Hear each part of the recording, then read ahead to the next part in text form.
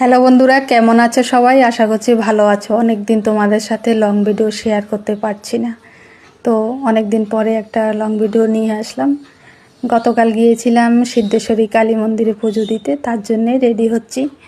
তো চলো বন্ধুরা, আজকে লং ভিডিও সিদ্ধেশ্বরী মন্দিরের ভিডিওটা তোমাদের সাথে শেয়ার করব। রেডি হয়ে বেরিয়ে পড়লাম বাড়ি থেকে।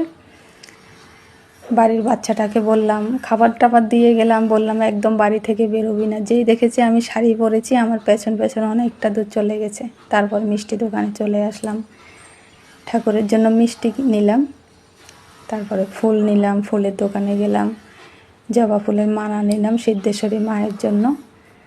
তো ফুল মিষ্টি কিনে তারপর অটোতে বসে পড়লাম।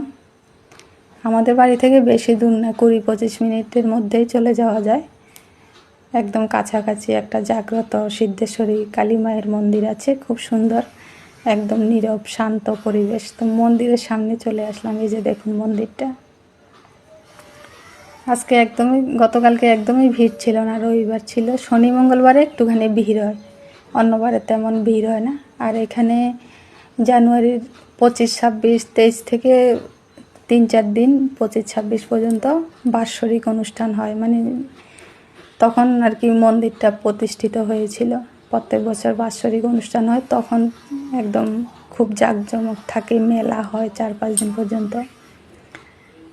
তো একটা গাছ দেখালাম না, ওটা হলো সবেদা গাছ।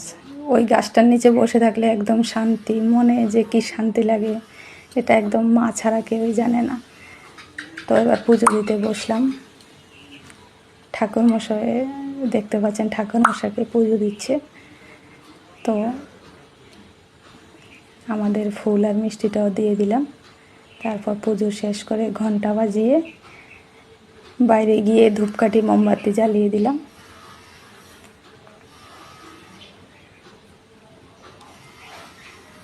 একদম ফাঁকাই ছিল, সুন্দর মতো বসে ভক্তি ভরে মাকে ডেকে পুজোটা দিতে পারলাম। খুব শান্তি লাগলো মনে। তারপরে এটা হলো শীতলা মন্দির, ঠাকুরকর্তা পুজো করছেন। শীতলা মন্দিরে ঢুকে একটু ধূপকাঠি মোমবাতি প্রণামে দিয়ে প্রণাম করলাম।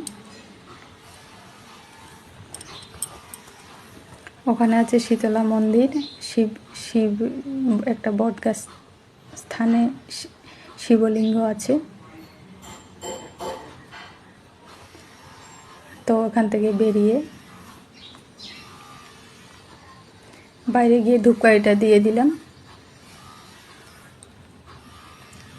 তারপর কর্তামশাই একটু প্রণাম করলো, প্রণামে দিল।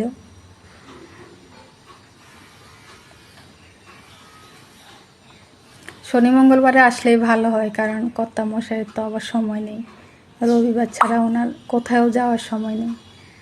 তারপরে বটগাছতলায় শিব মন্দির স্থাপন করা, ওইখানে চলে আসলাম।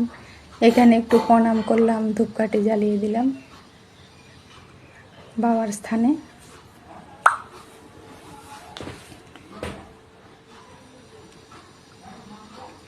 আসলে মন্দিরে, যে কোনো মন্দিরে গেলে মনটা এত শান্তি লাগে ভগবানকে।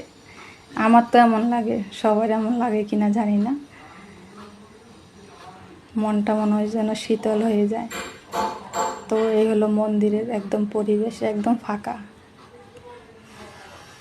একদম ফাঁকা ছিল, শান্ত নিরিবিলি পরিবেশ।